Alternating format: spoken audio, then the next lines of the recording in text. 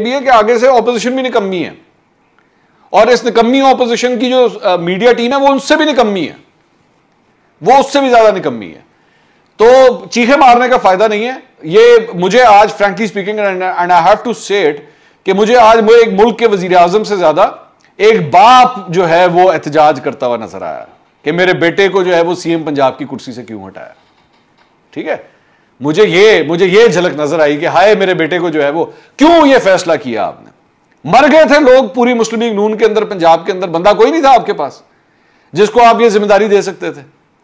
आप भी तो घूम फिर के एंड जाके शरीफ ही होता है आपका कि जनाब इसी को हमने सीएम बनाना है, इसी को अपोजिशन लीडर बनाना है, यही हमारा सारा कुछ है। और मेरे भाई जब फैमिली लिमिटेड कंपनियों की तरह चलाएंगे तो फिर ये तो होगा आपके साथ। आज किसी को पूरे पंजाब के, तो शर्म वाली बात है ये आप लोगों के लिए शर्म का मुकाम है कि बंदा कोई नहीं निकला जो जाके आपके लिए एहतजाज कर सके कि हाय हमजा शहबाज को उतारता। यह खड़ी है आज आपकी पॉलिटिक्स, धेले की पॉलिटिक्स नहीं है आपकी इस मामले में।